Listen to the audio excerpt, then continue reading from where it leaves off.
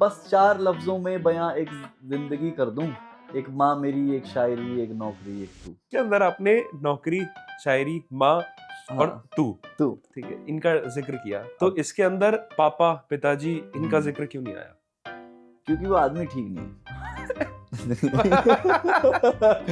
नहीं, देखो, जो मेरी माँ के हिसाब से, मतलब माँ ने जो मुझे बताया, वो बंदा ठीक नहीं है जितना मेरे को मैं बाकी जो लोग बढ़िया हैं जो जीवन में, जिनको मेरे ख्याल से भगवान का तीसरा अवतार ही मानेंगे, वो मेरे मामा हैं। और ये मम्मी ने बताया होगा। ये मम्मी हमको रोने भी नहीं देती है, ये जो मर्दों की खाल ओढ़ी है, रात भर करवटें बदल के फिर सुबह दादी की शाल ओढ़ी है। और मेरे साथ वो एक शाल है, मतलब जब मेरी दादी गई थी ना, तो मैंने जो शॉल उसने ओढ़ रखी थी उस दिन, मैंने बोला मम्मी ये शॉल ना मेरे लिए रख लेना, तो उन्होंने मना कर दिया कि जो नहीं रखते। मृत का जो उस टाइम जी। पहना हुआ कपड़ा होता है वो नहीं रखते। फिर एक दूसरी शाल इन्होंने निकाली, और वो बड़ी ऐसा सब लोगों ने नई नई शॉलें रख ली हैं कि ये नई थी दादी की, ये नई थी। मैंने वो रखी है जो उसने सबसे ज्यादा पहनी है। मतलब वो एक चीज है ना कि बरगद का पेड़ है, हाँ, वो उग नहीं रहा, वो कुछ नहीं कर रहा, पर जो उसकी छाया है वो ही बहुत बड़ी बात है। तुमको उसकी धूप जलाएगी, लेकिन उसको अपनी छांव ही वापस जाने दो। दादाजी ने गुस्से में छोड़ा था, पर मुझको मेरे गांव ही वापस जाने दो। क्या बात है। बॉडी काउंट एक फ्लेक्स बन गया आज के टाइम में ना। अच्छा, हमारे टाइम पे बॉडी काउंट जितना कम हो उतना बड़ा फ्लेक्स होता था। अभी क्या है, उल्टा कर। तो मैंने एक अपनी, समझ लो, जो भी एक्स सिचुएशनशिप है, उसके लिए लिखा था कि तू पापा की परी सही, पर हम दीवानी बेचेंगे, तेरी जिद से महंगी हम अपनी मनमानी बेचेंगे।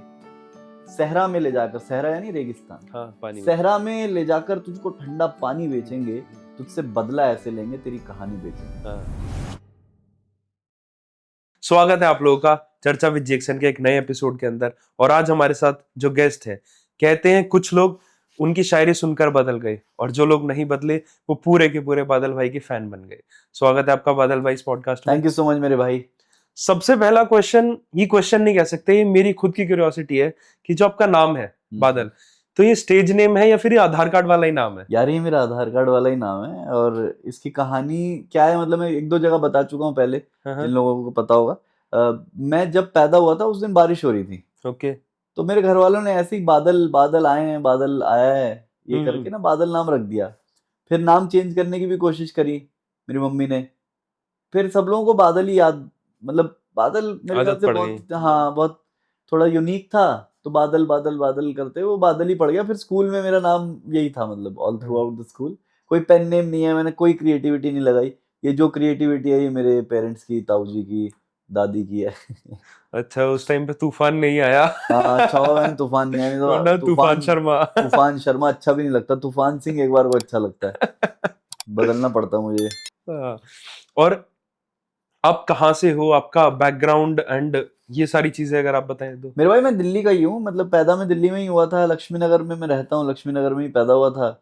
और जो मेरा बैकग्राउंड है, जो मेरे दादाजी पे अगर तुम जाओगे तो वो he was born in Himachal. Okay. तो वो हिमाचल से आए थे कुछ 40-50 साल पहले, वहां से काम के लिए। वहाँ काम वाम तो होता नहीं था, वहाँ पे खेती बाड़ी थी। तो वो छोड़ के क्या, मतलब एक घर का बड़ा बेटा होता है जो निकलता है घर से कि वो कमा लेगा और वो पैसे घर पे भेजता रहेगा। बाकी के जो 4 भाई थे, छोटे भाई थे, वो सब पढ़ रहे थे। तो ये वैसा है कि हिमाचल से आए हुए हम लोग। मेरी मम्मी भी हिमाचल में पैदा हुई हैं, पापा जी की शादी हिमाचल जाके हुई, तो मैं हिमाचली हूँ बेसिकली। ओके। और वैसे अभी born and brought up proud Jamuna पारी। प्राउड जमुना पारी भाई। जमुना पारी सब पे भारी, वो वाला सीन है। लक्ष्मी तू नगर भी मेरा जैसी। पड़ोसी है, लक्ष्मी नगर वाला। बिल्कुल साथ साथ में रहते हैं। पड़ोसी हैं हम भाई, ये हमें यूट्यूब ने मिलवा दिया, नहीं तो रहते पास में पर मिले यूट्यूब से काफी। स्ट्रीमिंग करता है ना, मैं लाइव काम करता हूँ। मेरा ग्राउंड लेवल काम है। तो यार आपको ये थॉट कहाँ से आया शायरी का? यार शायरी का थॉट मैं बताता हूँ, लड़कियां ना इम्प्रेस होती हैं शायरी से। ये मुझे तब पता चला जब मैं 9th क्लास में था और मेरा एक लड़की पे क्रश हुआ। तो मैंने ऐसी 2 लाइन पढ़ दी उसके लिए, तो उसने बोला oh my God this is so cute. उसने तो एज अ दोस्त भाई कुछ बोल दिया होगा, मैंने कहा, यार कम से कम कोई एक्नॉलेज तो कर रहा है, कोई देख तो रहा है कि मैं 2 लाइन याद कर रहा हूँ उसके लिए। व्हाट्सएप वाले जो फॉरवर्ड होते थे वो सब याद करके मुझे लेके जाने, मुझे तो मैं सुन, मतलब बेसिकली फिर 1-1.5 साल 2 साल बाद ना ये हो गया था कि अगर क्लास में कुछ बोरिंग जा रहा है, कुछ मस्ती करनी है, तो बादल को बोल दो ये 2 लाइनर सुना देगा, 3 लाइनर। लोग ऐसे उस टाइम बहुत ऐसे खुश होते थे बच्चे की, वाह यार इसको तो 2 लाइनर्स याद हैं।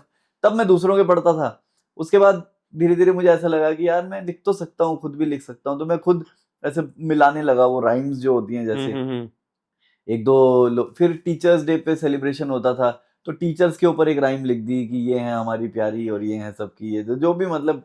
तो धीरे धीरे धीरे समझ में आने लगा कि राइटिंग भी एक प्रोफेशन है जो किया जा सकता है। पर फिर मेरे को डर लगता था कि यार ये राइटिंग में पैसे वैसे नहीं मिलते होंगे, पैसे तो हीरो ले जाता होगा सारे। होता है ना वो बॉलीवुड का हाँ, हमारा हाँ। एक परसेप्शन होता है जी। कि यार ये हीरो तो बहुत पैसे लेता है, क्योंकि वो तो अखबार में छप जाता है कि इसने इस फिल्म के 250 करोड़ रुपए लिए या 200 करोड़ रुपए लिए। राइटर का कोई पे चेक, मतलब वो you need certainty in life कि यार आईटी की जॉब करूंगा तो शुरुआत करूंगा इस वाली कंपनी से, ये इतना हाइक दे देगी, यहाँ से 30% हाइक ले लूं। कोई ब्लूप्रिंट नहीं था राइटिंग का। तो मुझे लगता था गाने लिखूंगा, वो बिकेंगे, फिर पता नहीं कब रिलीज होंगे। ये तो मुझे पता था कि राइटर्स के बारे में एक बड़ा स्टीरियोटाइप था कि ये गरीब मर जाते हैं।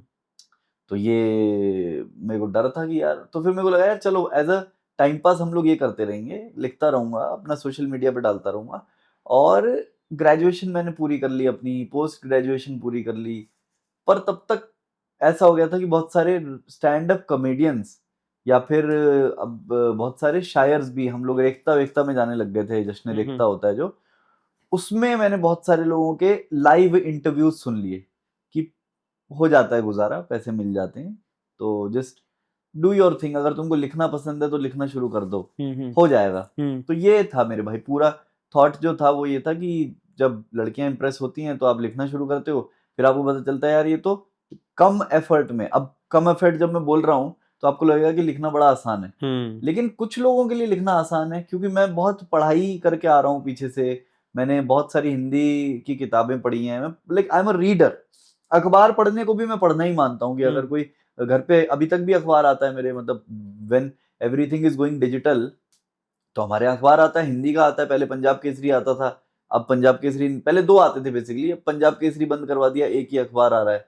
तो अखबार आता है, उसमें वो न्यूज़ पढ़ने, उसकी एक टेम्पलेट भी है ना कि ये इसी, वो न्यूज़ पढ़े बिना आप पढ़ सकते हो कि आपको पता है कि इसमें आगे ये कहा होगा कि युवक की आयु 34 साल बताई जा रही है, युवक नाराज ये तो बहुत सारे वर्ड्स हैं जो आपको नहीं मिल जाते हैं एडिटोरियल पेजेस पढ़ने पे। तो मैं पढ़ लिख के आ रहा था, तो मेरे लिए लिखना आसान था, और लिख के आसानी से मैं उसके बदले में पैसा, या कह रहे हो कि परफॉर्मेंस या फिर रिकग्निशन में ले पा रहा था। तो मेरे लिए बड़ा ये इजी था कि ये कर लेते हैं यार, लिख के दे देते हैं, चलो जो मांग रहा है कोई।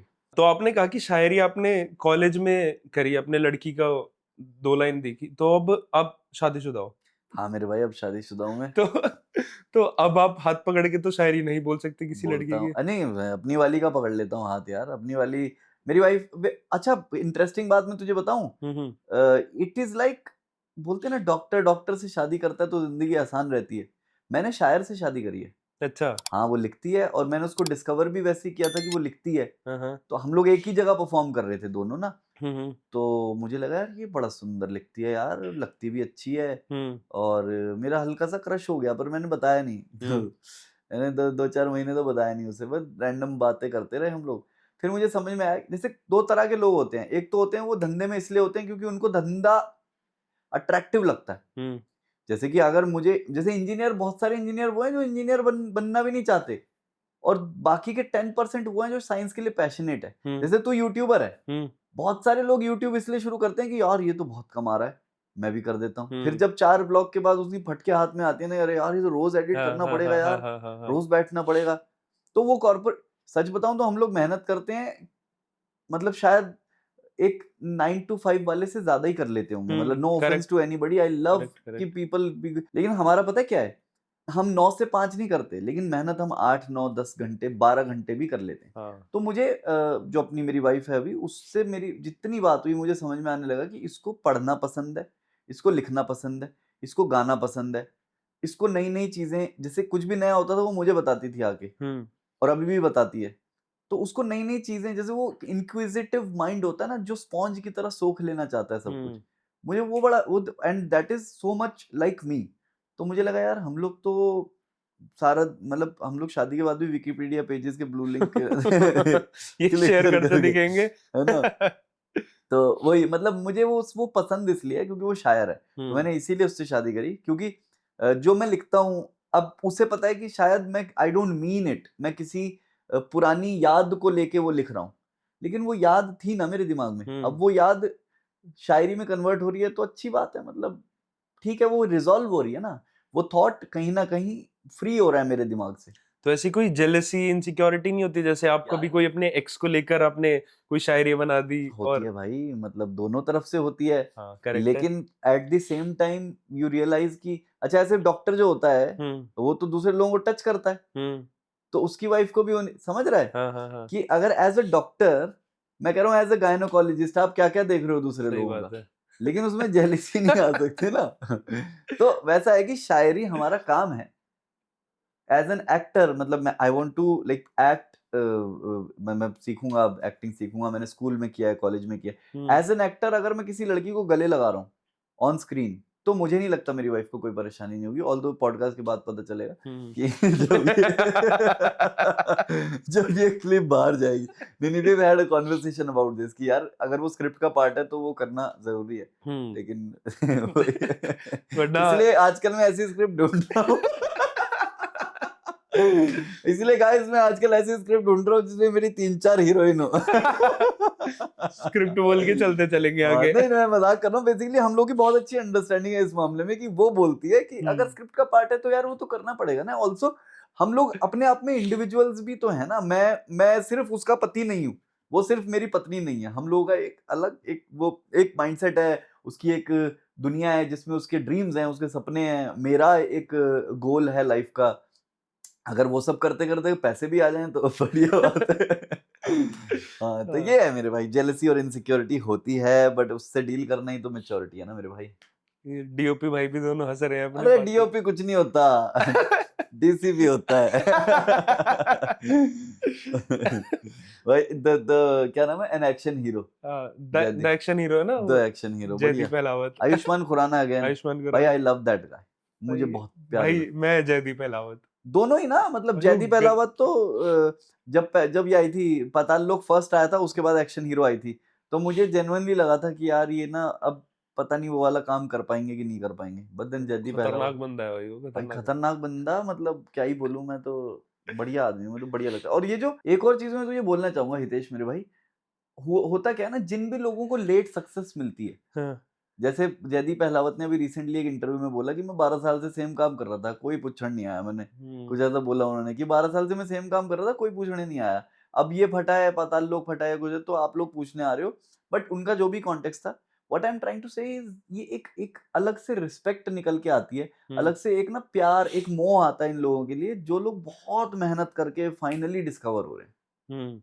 अक्षय खन्ना का देख लो, मतलब वो अपने अपने टाइम में उनका इतनी उनकी हिट नहीं गई, और मतलब तब वो इतने जवान नहीं लगते थे, और अब अक्षय देख खन्ना लो। के साथ मैंने अभी रिसेंटली एक फैक्ट पढ़ा कि उन्होंने बहुत ही कम ऐसा हुआ है कि मतलब बहुत ही रेयर हुआ है कि वो सिंगल हीरो है और वो फिल्म चल गई हो, मल्टी स्टार और उनकी फटी है बहुत ज्यादा। एंड सेम विद धुरंधर, धुरंधर में मल्टी वो स्टार वही देखी, तूने उनका देखी? ही। नहीं देखी, नहीं देखनी है मैं जो यार। चलो देखने चल रहे हैं भाई, जेन्युइन भाई, आप तो कल जा रहे हो, हम तो नहीं जा सकते ना चंडीगढ़ चलो अब। चंडीगढ़ देखें। चंडीगढ़ में मेरे को ना लोग भी कम पहचानते हैं, पंजाब साइड मेरी ऑडियंस कम है, इधर लखनऊ साइड या यूपी साइड, जयपुर, इस एरिया, अहमदाबाद और इस, वहां पे मैं थोड़ा पब्लिकली कम घूम पाता हूँ, लेकिन पंजाब एंड ऑल दैट, तो Punjab doesn't give a fuck, मतलब कि कौन है, होगा कोई हमारे जैसा ही है। अभी हाँ, अभी यहीं घूम रहे थे हमारे ओजीज भी, एपी ढिल्लों भी यहीं घूम रहे थे।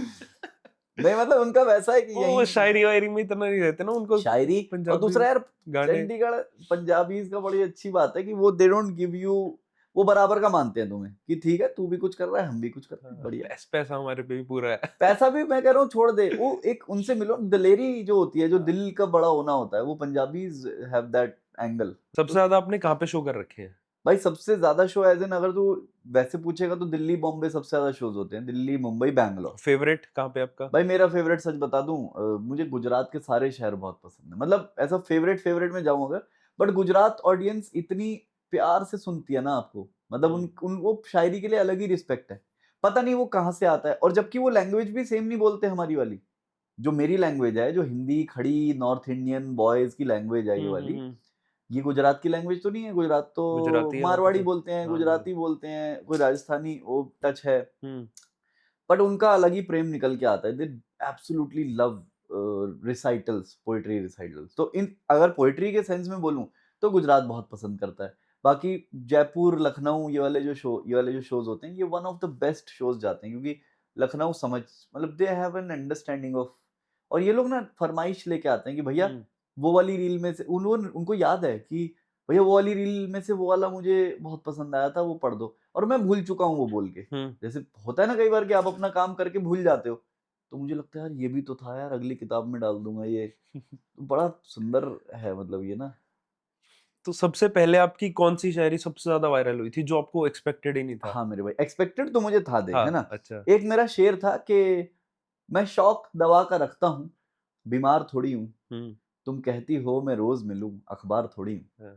ये जो शायरी थी ना, ये मैंने सोशल हाउस करके एक प्लेटफॉर्म है, उनके पास जाके पढ़ी थी। इसमें इस पूरी 5 मिनट की वीडियो में 2 शायरियां थी जो वायरल हुई थी, एक ये और एक नज्म थी पूरी, सुनो तुम अब तो खुश होना, सुनो तुम सो तो जाती हो। तो ब्रेकअप होता है ना, उसके बाद एक मैंने ये एक तरह से एक दुआ पढ़ी थी कि कोई अगर मेरी लाइफ से चला गया है, वो अच्छे से रहे, प्यार से रहे। तो मैं वो सुना देता हूँ तुझे, क्योंकि तूने नहीं सुनी होगी। और एक और चीज है कि ये 6 साल पहले वायरल हुई थी, 2019 में वायरल हुई थी।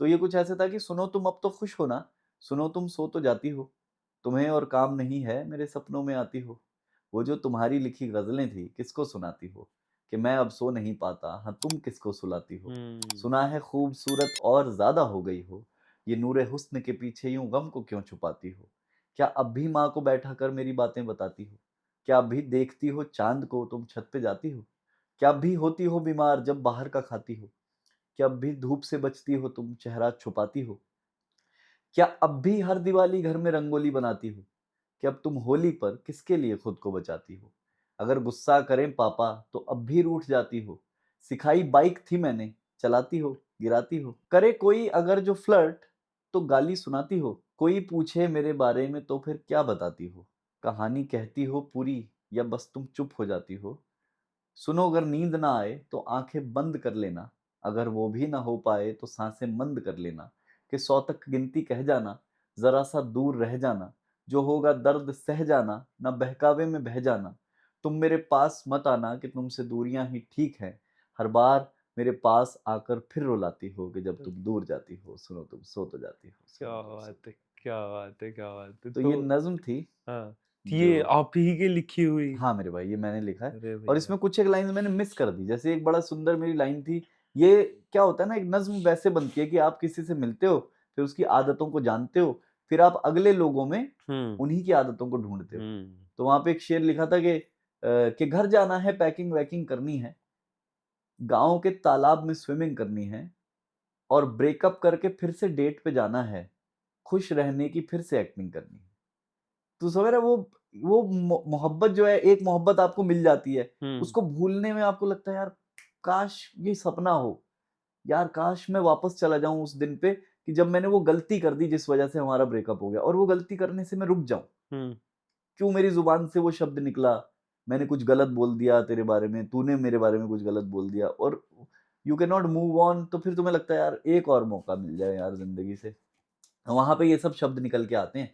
उसमें एक लाइन थी कि क्या अब भी साल पूरे गर्म पानी से नहाती हो। तो ये जो आदत है किसी की कि यार मैं तो पूरे साल गर्म पानी से नहाती हूँ, वो तो बोल के निकल गए, आपको लगा यार ये कितनी प्यारी है, ये तो पूरे है, हमारा तो बाप रॉड से मारे अगर मैं गीजर भी चलाऊं और एसी भी चलाऊं तो। हाँ भाई भाई भाई भाई, तो समझ रहा है कि मेरा बाप बिजली का दुश्मन मानने लग जाए मुझे कि बैंड चोद तुझे।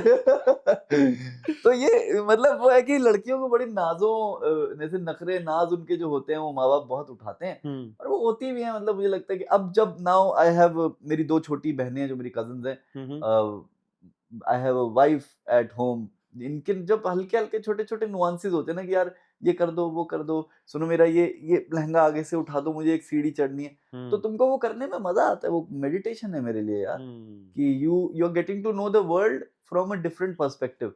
तो मुझे लगता है ये जो नाजों से लड़कियां बड़ी हुई होती हैं, फिर उनकी एक एक आदत आपको रहती है कि यार ये तो पेंसिल भी बड़े अच्छे से छीलती है, छोटी छोटी चीजें आपकी याद रह जाती हैं। तो ये नज्म थी मेरे भाई जो 2019 में सोशल हाउस के पेज से वायरल हुई। मेरी प्रोफाइल प्राइवेट उस टाइम पे है ना, 2019 में कोई ऐसा बहुत ज्यादा एक्सपोजर था नहीं, सिर्फ शायरी पढ़ी वहां पे, उन्होंने पोस्ट कर दी। अगले दिन उसके कुछ 50,000 व्यूज आ गए, और उस वक्त पे एक दिन में 50,000 व्यूज का आने का मतलब होता था कि यू विल गेट वर्क। अभी तो 50,000 इज नथिंग, 50,000 पे काम मिलना शुरू हुआ था, तो टेक्स्ट बजने शुरू हो गए, please come perform at our venue. मैंने क्योंकि मेरे पास नौकरी थी, नौकरी कर रहा था उस वक्त पे, पूरे 1 साल तक मैंने परफॉर्म करने का कोई पैसा नहीं लिया, क्योंकि मेरे लिए ये शौक था। ये जो हमने अब कमर्शियलाइज कर दिया ना कि मैं आने का पैसा लेता हूँ, तब मुझे लगता था यार ये मुझे बुलाएंगे भी और पैसे भी लेंगे। तो मुझे कोई पूछता था ना कि भैया क्या चार्जेस हैं, मैंने कहा पागल है क्या, चार्जेस होते हैं क्या इसके? मैं नहीं दूंगा कुछ। हाँ, नहीं तू तू अपनी बात कर रहा है नहीं भाई। नहीं, मतलब आप उन्हें बोलते हो कि मैं कोई पैसा नहीं दूंगा भाई तुम्हें। हाँ नहीं, वो करेंगे क्या चार्जेस है, अब वो हाँ तो आपके समझ पूछ गया। रहे होंगे। तो भाई वो करेंगे क्या चार्जेस है, मैंने कहा नहीं भाई कोई चार्जेस नहीं है, मैं आता हूँ आपके पास। अच्छा, ये ना बड़ी ब्लेसिंग इन डिस्गाइज जिसको कह सकते हैं आप, कह लें कि मेरी किस्मत अच्छी थी कि मेरे पास तब जॉब थी, और मुझे बहुत ज्यादा भूख भी नहीं थी कि मैं बहुत पैसा कमा लूंगा शायरी से। तो मैंने 1 साल तक जब फ्री परफॉर्म किया ना, तो कहीं ना कहीं लोगों को समझ में आ गया कि इसको बुला लेते हैं, ये सही है लड़का, ये पैसे भी नहीं लेगा। और कुछ तो अपने दोस्त थे, कुछ नहीं भी थे। बट उसकी वजह से जो 2019 से 20 का सफर है, जब तक लॉकडाउन नहीं लग गया, भाई इतने लोगों ने मेरा काम पोस्ट किया ना, वही सेम काम, वही 5 मिनट है, वही 10 मिनट है, इतने लोगों ने मेरा काम पोस्ट किया कि इवेंचुअली मुझे लोग पहचानने बहुत लग गए। अभी मेरी किताब आई है, और बहुत सारे लोग ना, जिन लोगों के लिए मैंने 19 में 20 में फ्री में परफॉर्म किया था, वो अपने आप ऑर्डर कर रहे हैं, मेरे बोलने की जरूरत नहीं है। अभी कल एक लड़के का मैसेज आया कि bro you supported me when I was nothing, I will buy the book and I will send it to everybody that I love. मैंने कहा यार, जहां एक सेल होती है धक्के से बोल बोल के, यार किताब ले लो किताब ले लो, वहां पे ये बंदा 10 किताबें मेरी बेच रहा है, खुद बेच रहा हूँ। वो पता क्या है, वो मेरा पुराना बैंक है, वो मेरा पुराने फेवर्स का बैंक है, जो मैंने लोगों के लिए कुछ कुछ किया हुआ है। और अब मुझे याद भी नहीं है कि मैंने किसके लिए क्या किया हुआ है। मतलब ऐसा नहीं कि मैं बहुत बड़ा धर्मात्मा बन गया हूँ, बस ये है कि मुझे नहीं पता था भाई तब पैसे कैसे लेने होते हैं। और अंदर से एक गिल्ट आती थी कि यार ये जो मैंने कविता लिखी अपने प्रेम के टूट जाने पे, मैं इसका पैसा थोड़ी बनाऊंगा। ये तो मेरी थेरेपी है, ये तो मेरी खुशी, मतलब मैं खुश इतना हूं कि कोई मुझे सुन रहा है और रिलेट कर रहे हैं लड़के। 2020 की बात है मेरे भाई, मैं कहीं परफॉर्म कर रहा था, तो ना ये कविता आ गई थी, 2 इसमें से वायरल हुई थी जो मैंने अभी सुनाई है। जो दूसरी थी वो शॉर्ट थी, तो वो जो शॉर्ट वाली थी उसके ऊपर बनने लगे TikToks. It was when TikTok was चल अलाइव। रहा था, हाँ जी। 17,018 रील्स बनी, सेम उस पे, सेम ऑडियो पे, और इसमें कुछ कुछ सेलिब्रिटीज भी। तो ये पहुंच गई मेरे पिताजी के पास। पापा ने देखा यार ये तो आवाज तो जानी पहचानी सी लग रही है, तो फिर मेरे घर पे पता लग गया कि ये शायरी वायरी करता है साला कुछ। दिल टूटा हुआ इसका। हाँ भाई, लोग इधर उधर से रिश्तेदार फोन कर रहे हैं कि कुछ देख लेना इसको, ध्यान रखो इसका, गलत गलत कदम ना उठा ले। कुछ ऐसे नशे ना करने लग जाए, नस ना काट ले, साथ में सो जाना इसके। तो वैसा अब भाई एंगल थोड़ा बदला। मम्मी पापा ने बोला क्या करता रहता है ये, मैंने कहा है ये कुछ है उसमें, देखना तुम कर लेंगे। तब तक कॉमेडी की ना वो चल रही थी, ओपन माइक्स चल रहे थे, मैं 2017 से ओपन माइक्स कर रहा था कॉमेडी के। और 21 में ऐसा एक लड़का है Adil Rahman, huge shout out to Adil Rahman, मेरा दोस्त है ये। और दोस्त तो क्या ये, मतलब ये ना वो बड़ा ही इज अ बिजनेसमैन, दिमाग से बहुत तगड़ा बिजनेसमैन है, और वो दूसरों को भी आइडियाज देता रहता है बिजनेस के, ये कर ले ये कर ले, तेरे लिए अच्छा है तेरे लिए अच्छा है। And is that like he is a proper, मतलब ऐसा जो लोग होते हैं ना किसी भी चीज को टच करते हैं फिर उसमें घुस जाते हैं उसको। आदिल मुझे ले गया मुंबई ये शूट करवाने के लिए, मेरी स्टैंड अप कॉमेडी वीडियो, जो पहली वीडियो थी जमुना पार का बिल्लू। वो वीडियो जमुना पार शायद तुमने तभी डिस्कवर किया होगा मुझे। हाँ, वो ऑरेंज वाले जो, हाँ वो वो भाई था, वो ड्रेस, वो लगा देना यहाँ पे ना स्क्रीन जो। भाई मैं वो पहना ओवरनाइट, क्या, सोचा कैसे था आपने अब ये पहनोगे बस यार? मुझे पसंद था वो, मैं आज भी पहनना चाहता हूँ वो। लेकिन ये वो कॉमेडी है आपके पास अभी तक वाली बिल्कुल ड्रेस? पड़ा हुआ है यार, वो मेरी वो लेजेंडरी, मतलब मेरे लेजेंडरी लिए तो है वो। भाई, मेरे लिए तो वो ऐतिहासिक ही है। मैं उसी सेम कलर के, पर्पल कलर के जूते थे मेरे उसके अंदर, वो नीचे फ्रेम नहीं किया होगा। मैं बहुत, मतलब मैं बहुत सोचता था पहनने के लिए कि क्या पहनूं क्या नहीं पहनूं। वो भाई मस्त वायरल हुई, शायद वो आधी तो वो डंगरी के चक्कर में वायरल हुई है। हाँ, पर हिम्मत डंगरी, चाहिए। हिम्मत चाहिए भाई वो हिम्मत पहनने की के तो कमी लिए। नहीं थी कभी। डंगरी वो मस्त वायरल, और जितने भी कॉमिक्स मिल रहे हैं कह रहे हैं भैंचो क्या पहना है तूने, पता क्या पहना हुआ है तूने, मैंने कहा भाई यही है, वो जो दिखता है वो बिकता है ये सब। तो ये वो वीडियो वायरल हो गई मेरी। अच्छा वो मेरे चैनल से वायरल हुई, हाँ। तो वो मेरे चैनल से वायरल हुई। पहले दिन उसके 4000 व्यूज आए थे और मैं था यार भाई यार दूसरों के चैनल से चलती हैं, मेरे चैनल से चलती नहीं। 4000 व्यूज आए, मैं सो गया अपना मस्त, नींद आती नहीं वैसे, पता है पहली दूसरी वीडियोस जब वायरल होती हैं थोड़ी सी। भाई दूसरे दिन 6000, मतलब 2000 और। मैंने कहा ये गई वीडियो, ये नहीं चलेगी। भाई तीसरे दिन चल पड़ी वो, फिर ओवरनाइट पैसे आने लगे, फिर उसका मोनेटाइजेशन ऑन किया मेरे चैनल का मैंने।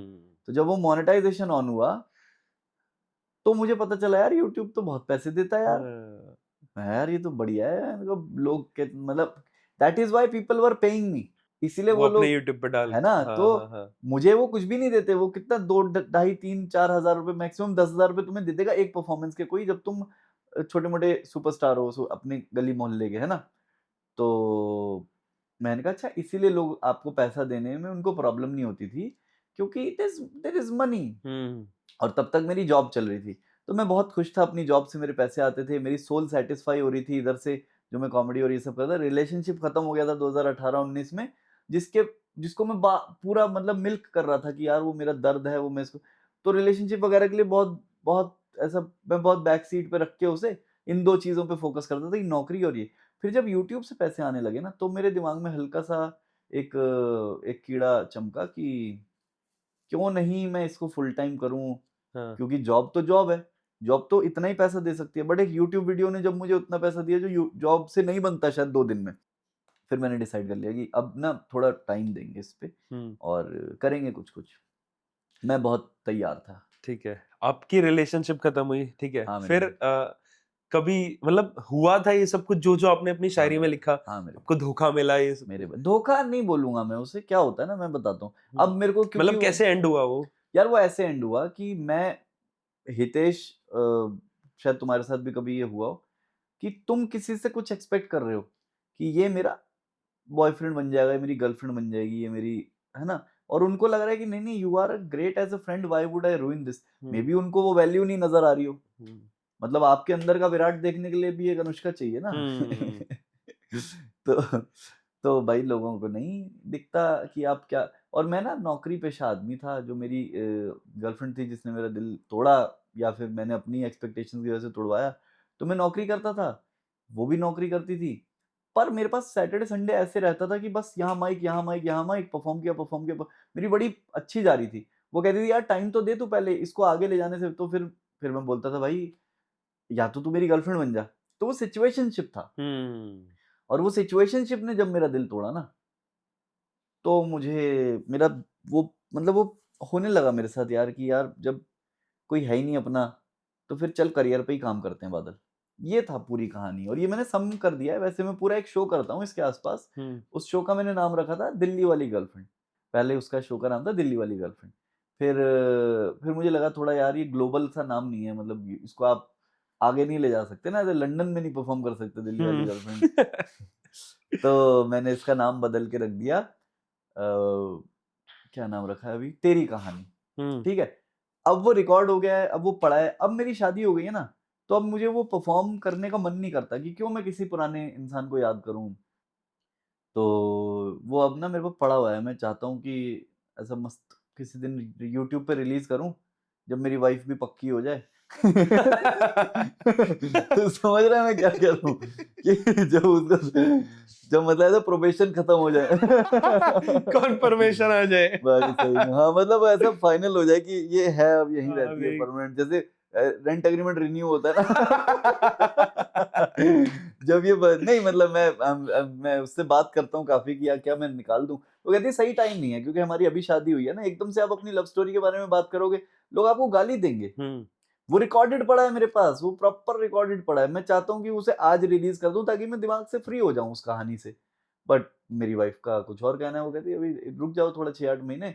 और अभी मैं genuinely I am talking about my wife a lot, मेरी जो लाइव शोज होते हैं मैं मस्त में बात करता हूँ उसके बारे में, और मुझे बड़ा मजा आता है।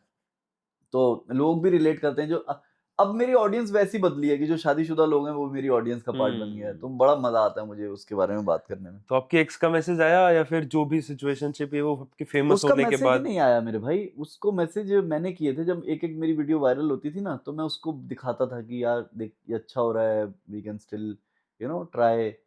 तो वो बड़ी बड़ी बचकानी सी हरकत थी कि आप वायरल हो रहे हो और साथ में आप इसको बताते जा रहे हो कि कि क्या था, एक शेर लिखा था कि तेरे घर की खिड़की पर आएंगे हम, देखते रहना टीवी पर आएंगे हम।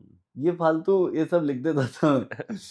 तो धीरे धीरे वो फिर रिजॉल्व हुआ कि उसको फर्क नहीं पड़ता कि मैं क्या कर रहा हूँ अपनी लाइफ में, और बस क्लोजर मिल जाता है आपको, अपने आप को ना क्लोजर देना पड़ता है। करेक्ट। बाकी शो अगर आप देख रहे हो तो उसमें भी कभी कभी कहानी बोलता हूँ वो वाली में कि क्या हुआ था, पूरे डिटेल में बात करता हूँ मैं। तो इन सारी चीजों को लेके एक शायरी में अगर आप करना चाहो तो वो कैसे? यार मैंने एक 2 लाइनर लिखा था कि बस 4 लफ्जों में बयां एक जिंदगी कर दूं, एक माँ मेरी, एक शायरी, एक नौकरी, एक तू। तो बस यही है कि अब आप क्या चाहते हो लाइफ से, एक फैमिली, एक शायरी, एक नौकरी भी चल रही थी तब, अब टचवुड नौकरी नहीं है, बट नौकरी से ज्यादा ही काम है यार, मतलब काम एज इन बिजीनेस बहुत है कि करेक्ट। ट्रैवल करो, परफॉर्म करो, वहीं पे कहीं नींद पूरी करो, फिर ट्रैवल करो, फिर इंडिगो के चक्कर में फंसो। बट ठीक है यार। तो आप भी सिंडिगो वाले राड़े में अटके हो क्या? हाँ हाँ, अरे मेरा शो था खजुराहो में। हाँ खजुराहो एमपी की एक सिटी है, हाँ जी, एमपी। और वहां पे एक ही फ्लाइट जाती है, मतलब एक ही फ्लाइट जाती है, ऐसा नहीं कि दिल्ली से एक ही फ्लाइट जाती है। अगर आप मुंबई से खजुराहो ट्रैवल करोगे तो वो लेओवर तुम्हारा दिल्ली में पड़ेगा पहले, क्योंकि दिल्ली से एक फ्लाइट जाती। तो भाई मैं फंस क्या मतलब मुझे पता ही था ये हो रहा है, चल रहा है। तो मैंने अपनी मैनेजर को कॉल कर दिया कि हम लोग ना नहीं पहुंच पाएंगे, तो ऐसा है चिल करो, सुबह वाली फ्लाइट नहीं पकड़ रहे, बाय रोड चले जाएंगे चाहे। उसने कहा ठीक है भाई। सुबह उठे, देखा यार बाय रोड 10 घंटे लगेंगे। फिर वो शो जो था वो बाई चांस उनकी 3 दिन की पूरी सिस्टम था, मतलब 3 दिन उन्होंने वहीं रहना था जो क्लाइंट थे। अच्छा दूसरी बात, क्लाइंट्स बोल रहे हैं कि हमारे जो गेस्ट थे वो भी नहीं पहुंचे, वो भी इंडिगो से ही आ रहे थे। हाँ, सारे ही अटक गए। तो अल्टीमेटली ये हुआ कि अगले दिन शो करेंगे, और अगले दिन हम लोग गए वंदे भारत से, थैंक्स टू अश्विनी वैष्णव जी जो हमारे रेलवे मिनिस्टर हैं। भाई रेलवे एकदम मस्त चलता है हमारे देश का ना, बढ़िया। टीटी को 500 रुपए दो अब। नहीं अश्विनी जी, अरे मैं जेन्युइन बता रहा हूँ, मतलब टिकट खरीद के जाएं जितने भी लोग रेलवे से जा रहे हैं, बढ़िया है। नहीं है तो 500 तो नहीं चलेगा है ही। तो 500 मुझे लग नहीं रहा तुम्हारे पास, मतलब 100-150 में भी हो जाता है, टॉयलेट में बिठा देगा, कोई दिक्कत नहीं। नहीं अश्विनी वैष्णव जी, ह्यूज शाउट आउट भाई, railway ministry of India and Modi सरकार में मस्त माहौल बना हुआ है। हाँ मतलब जो जो अच्छी चीजें हैं उन पे तो अप्रिसिएशन करना बनता है मुझे लगता है। तो ये करेक्ट मतलब चीज है फिर तो, कि ये दिल मुश्किल के अंदर एक डायलॉग था कि एक बार जिंदगी में प्यार कर ही लेना चाहिए, अगर अच्छा निकला तो जिंदगी बन जाती है, नहीं तो शायरी तो अच्छी बन ही जाती है। यार यहाँ पे मैं तुझे करेक्ट करना चाहूंगा कि ये ना ए दिल है मुश्किल का डायलॉग है नहीं, मतलब ये किसी ने जिसने भी लिखा है ये बहुत अच्छा लिखा है, बट ये ट्वीक किया हुआ है। इसकी जो ओरिजिनल था ना, इसका ओरिजिनल मैंने एक मुशायरे में कहीं सुना था किसी शायर से, कि शायर को जिंदगी में एक बार शादी जरूर करनी चाहिए, अगर बीवी अच्छी हो तो जिंदगी अच्छी हो जाती है, अगर बीवी खराब हो तो शायरी अच्छी हो जाती है। तो ये वो है, मतलब समवॉट ट्वीक्ड है। और अभी आपने जो अपनी एक्स के लिए एक आपने शायरी बताई थी, बेंच तू क्यों गाली पड़वाएगा मेरे को घर पे पूरी ऐसी हाँ भाई ये मतलब भाई जो स्क्रिप्टेड आपने एक शायरी बनाई थी। मैं अपनी बीवी से कैमरा में देख के बोलना चाहूंगा कि मैं आपसे बहुत प्यार करता हूँ, ये होस्ट हरामी है दोस्तों। एक्स के लिए लिखी थी, एक्स के लिए ये जो अभी आपने एक शायरी बताई थी उसके अंदर आपने नौकरी, शायरी, माँ और तू, ठीक है, इनका जिक्र किया, तो इसके अंदर पापा, पिताजी, इनका जिक्र क्यों नहीं आया? क्योंकि वो आदमी ठीक नहीं है। नहीं देखो, जो मेरी माँ के हिसाब से, मतलब माँ ने जो मुझे बताया वो बंदा ठीक नहीं है जितना मेरे को। क्योंकि मेरी कम्युनिकेशन मेजरली मम्मी से है, तो मम्मी ने क्या है, ताई को गलत बता रखा है। चाची ताई है, चाची ताई पापा ये सब लोग ठीक नहीं है, जो पापा की तरफ वाले सारे बुआ वगैरह। दादी अब इस दुनिया में है नहीं, तो चलो उसको लेवरेज दे देते हैं उतनी, नहीं तो बंदी। बाकी नहीं मैं बाकी जो लोग बढ़िया हैं जो जीवन में, जिनको मेरे ख्याल से भगवान का तीसरा अवतार ही मानेंगे, वो मेरे मामा हैं। और ये मम्मी ने बताया होगा। मम्मी, क्योंकि मैं मम्मी पे बहुत भरोसा करता हूँ। मैं नहीं यार, ये जो तू है ना, ये जो शायरी है कि एक शायरी, एक नौकरी, एक माँ मेरी, एक तू। अब उस तू में क्या है, शायरी इज ओपन टू इंटरप्रिटेशन। किसी को इस तू में वो ऊपर वाला नजर आएगा, किसी को उस तू में वो अधूरा प्यार नजर आएगा, किसी को उस तू में वो नजर आएगा जो जीवन संगिनी है उनकी, जिनके साथ उन्होंने फेरे लिए। बड़ी ओपन टू इंटरप्रिटेशन होती है शायरी कि मेरी सलामती की दुआ करने वाले, मुझे हंसी आती है तेरी सादगी पर। अब इस शेर का मतलब हर आदमी अलग समझेगा कि क्यों हंस रहा है, क्या उसके मन में चल रहा है, सबके लिए अलग है। शायरी बहुत बहुत बहुत खूबसूरत चीज है शायरी, कि जो आपके सामने एक ही मीनिंग, एक ही लफ्ज के 100 मीनिंग खोल दे। तो वैसे ये चीज क्यों होती है कि एक लड़का अपनी माँ से ज्यादा कनेक्टेड होता है और अपने बाप से, अपने पिताजी से, अपने फादर से उतना ज्यादा कनेक्टेड नहीं है और उनका कम्युनिकेशन गैप रहता है? यार ये आजकल तो देख बहुत हो गया है कि जो पेरेंटहुड है वो बड़ा शेयर्ड हो गया अब। लेकिन जब हम छोटे थे ना, तो माँ के पास वो पूरी अथॉरिटी थी कि तेरा दिन खराब कर दे और तेरा दिन ठीक कर दे। अगर मम्मी की मर्जी है तो तू घर से बाहर भी निकल सकता है बेटा। लेकिन अगर मम्मी ही पापा को बताती थी कि आज इसकी तुड़ाई का टाइम है, इसके हाँ इसकी सर्विस होनी होनी है। 2-3 दिन तक उसके बाद हम लोग ठीक रहते थे। तो मुझे लगता है मम्मी की गुड बुक्स में रहना मजबूरी भी थी, और दूसरा क्या है, खाने का कोई और जुगाड़ था नहीं उस टाइम। अगर हमको उस टाइम बंदी भी नहीं अगर थी। वहाँ अगर पैसे का उस टाइम यूट्यूब चल रहा होता मेरा और मेरे पास पैसे होते और स्विगी होता, तो मेरे ख्याल से मैं मम्मी से इतना बिगाड़ ले मैं मम्मी से बिगाड़ लेता, फ्लोर अलग मांग लेता उस टाइम। मुझे हिस्सा दो। ग्राउंड फ्लोर मांग लेता मैं, ताकि स्विगी वाला यहीं से यहीं निकल जाए पीछे।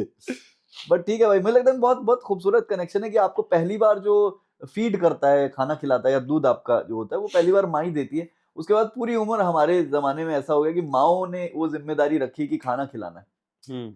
तो जो आपको फीड करता है ना, आपको एक भरोसा, बहुत आपका दिमाग आपका भरोसा दिला देता है कि यार ये मेरे साथ बुरा नहीं करेगा। चाहे वो कुछ भी करे, है ना, वो तुमको लगता है कि यार ये अच्छा ही सोचेगा।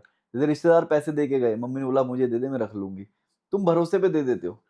भाई साहब कंपाउंडिंग के हिसाब से आज के टाइम पे मेरा वो पैसा कम से कम नहीं तो मुझे साउथ दिल्ली में प्लॉट दिलवा सकता। लेकिन मम्मी ने दबा रखा है वो कहीं ना कहीं, वो मम्मी के बैंक अकाउंट में मुझे देखना पड़ेगा वो पैसा भाई। वो मामा की तरफ गया होगा। वो वहां दिक्कत पता कहाँ आती है, जो भी आपने कुछ अच्छी चीज खरीद ली अगर पापा से जिद करके, तो पापा ने दिलाई ना वो, मम्मी वो पैसा वहां गिनवा देती है कि बेटा जूते तेरे आ तो गए, अब क्या बोले बंदा, यार ये है तो पार्टी तो एक ही है ये दोनों। तो फिर वहां फंस जाता है बंदा। तो आपने कभी कोई पेरेंट्स से रिलेटेड लिखी है शायरी? लिखी है मैंने शायरी, हाँ मतलब मैंने लिखा है, मम्मी पे तो कम लिखा है मैंने। यार पापा से ना आदमी, मैंने पेरेंट्स से रिलेटेड सच बताऊं मैंने बहुत ज्यादा लिखी नहीं है, क्योंकि बस एक वो जॉन के ऊपर लिखा था कि माँ से थोड़ा लड़ता होगा, बाप से डरता होगा, मुझे पता है जॉन भी कुछ ऐसा ही करता होगा। तो ये बस 1-2 लाइंस में बीच में मेंशन कर देता हूँ मम्मी पापा पे। बट मैं I am a firm believer कि जो भी तुम्हारी दुनिया की सबसे बड़ी खूबसूरत चीजें हैं जो तुमको बचा के रखनी है, जैसे मेरी दादी, मेरी माँ, मेरा बाप, और छोटे बच्चे हैं मेरे घर पे, मैं कोशिश करता हूँ कि उनको ऑनलाइन कम डालूं, क्योंकि ये दुनिया ना बड़ी वैसी है, मतलब बहुत बहुत अच्छी भी है दुनिया, बहुत सुंदर है दुनिया, लेकिन कुछ लोग वैसा है कि वो खुद खुश नहीं है तो वो दूसरे को खुश नहीं देख सकते। तो मैं बचा के चलता हूँ, मुझे लगता है मेरी आर्ट आप ले लो देख लो, लेकिन मेरा जो जो मेरा निजी जीवन है ना, जो मैं अपने छोटे भाइयों के साथ, अपनी कजन्स के साथ और वो सब मैं जो चिल करता हूँ, वो मैं जितना हो सकता है मैं बचा के रखता हूँ। और दादी से कैसा कनेक्ट था आपका? दादी से बहुत बढ़िया कनेक्ट था भाई, मैं दादी के लिए ही काम कर रहा हूँ, मैं सच बताऊँ तो मुझे, और मेरे को बेड से कोई निकाल ही नहीं सकता काम करने के लिए, जब तक मुझे ये ना पता हो कि इसका मुझे बहुत 100 फोल्ड रिटर्न मिलने वाला है, कि अगर मैं आज 1 किलो काम करूंगा तो मुझे 100, वो ओनली माई ग्रैंड मदर जब वो बोलती थी ना, तो मुझे बिलीव रहता था कि तू कितने लोग थे आज शो पे, जैसे होता है आप शुरू में टिकट्स बेचना शुरू करते हो, कितने लोग थे आज शो पे, तो मैं बोलता हूँ कि मतलब बोल दिया 40 लोग थे, 50 लोग थे। अच्छा अच्छा ये तो बहुत होते हैं, मतलब हमको लगता है कि यार हम लोग 500 सीटर क्यों नहीं कर रहे, या मैं 1000 लोगों के सामने क्यों नहीं, लेकिन उसके लिए बहुत हो जाता था वो, कि तू अगर मैं खुश लौट आऊं ना वापस, तो उसको बड़ा वो लगता था कि यार ये तो दुनिया जीत लेगा ये लड़का। और मेरी दादी सच बताऊं वो देखती भी थी मेरी जो मेहनत थी, जॉब से आना, फिर घर पे सामान रख के थोड़ा सा खाना खा के निकल जाना, उसके बाद परफॉर्म करके रात को आना, 11 बज रहे हैं, 12 बज रहे हैं या 1 बज रहा है, वो खड़ी रहती थी, वो आते ही कुछ ना कुछ बना देगी। उसने ना मेरी ग्राइंड देखी है, उसने मेरी फर्स्ट हैंड मेरी स्ट्रगल देखी है। और मम्मी पापा अपने कमरे में मस्त सो रहे होते थे, वो इसलिए नहीं सो रहे होते थे कि उनको फिक्र नहीं है, उनको ये पता था कि हम जितना ही उठ लें, अल्टीमेटली दादी नहीं देखना है, वो मेक श्योर करती थी कि अगर तू घर पे, तो वो फिर चिल करते थे कि चलो दादी है ही है। अभी वो जगह मेरी माँ ने ले ली है चलो, लेकिन दादी का वैसा रहता था कि जब तक वो मुझे खिला पिला के सुला नहीं देगी, तब तक, चाहे मैं कितना ही बड़ा हो गया हूँ, मतलब उसके लिए बड़ा जरूरी था कि मैं खाऊं, उसके सामने खाऊं। तो यार मतलब मेरे ख्याल से ना जो दादी का जो उनका रोल आ जाता है जिंदगी में, नाम ही उनको वो एक अलग ही चीज है। जैसे हम लोग हैं, हम लोग स्टूडियो से रात को लेट जा रहे हैं घर पे, दादी उठी हुई होती है, कैसा गया, कितने शूट थे, कितने पैसे बनाए। हाँ, उनको पैसा नहीं चाहिए हमारा, बस जानना है उसे। सिर्फ उन्हें जानना है कि हाँ बच्चे कर पा रहे हैं, इतनी मेहनत कर रहे हैं, तो हाँ, बड़ी उनको फिक्र रिटर्न में मिल रहते रहा हैं, है। बड़ी फिक्र में रहते और हैं। और मतलब वो ऐसे सुन के कि अच्छा, अरे वाह, बहुत बढ़िया। हाँ, मेरी वो ना एक शेर था, जब मेरे 1 लाख फॉलोअर्स हुए थे इंस्टाग्राम पे, तो मेरे आसपास कोई नहीं था, और सच बता रहा हूँ कोई नहीं था। मैं बस एक रैंडम कैब के पीछे बैठा हुआ था, किसी एक डेस्टिनेशन से घर आ रहा था, वहां पे मेरे 99.9 थे, और बीच में वो लाख हुए। तो वो लाख होते ही ना मेरे, मतलब मुझे लगा यार दादी के ना लफ्ज थे, तब तक वो दादी थी नहीं मेरी, तो दादी के लफ्ज थे कि देखियो एक दिन लाखों लोग देखेंगे तुझे। तो वो जो लाख का जो फिगर था ना, वो बड़ा रह गया मेरे साथ। मैंने कहा यार 100 के लोगों के लिए होगा 100 के माइलस्टोन, मेरे लिए वो उसके शब्दों की पूर्ति थी कि उसने, कि मेहनत क्या बोलते हैं, कि चाहे लाखों की आबादी देख रही है, मेहनत करता हूँ कि दादी देख रही है। तो तुम्हें पता है वो कहीं ना कहीं से बैठ के तुमको ना देख रही है, दुआ दे रही है, वो बस Correct. बचा रही है दुनिया के सारे। मुझे लगता है मेरे ना दुश्मन नहीं हो सकते, क्योंकि जो ऑलमाइटी कह लो, या उसके बाद जो मेरे पूर्वज हैं, या उन्होंने ना मेक श्योर करा हुआ है कि मुझे कोई नुकसान नहीं कर सकता, मुझे कोई टच नहीं कर सकता। मतलब अगर वो पंख से टच करेगा तो मतलब उसको 10 फोल्ड। तो मुझे बड़ा यकीन है कि मेरे दुश्मन नहीं हो सकते। या तो मैं अपने कर्मा पे बिलीव रखता हूँ, या फिर कुछ पिछले जन्म से मेरे अंदर वो एक कॉन्फिडेंस आया है कि मेरा कोई क्यों कुछ बिगाड़ना चाहेगा।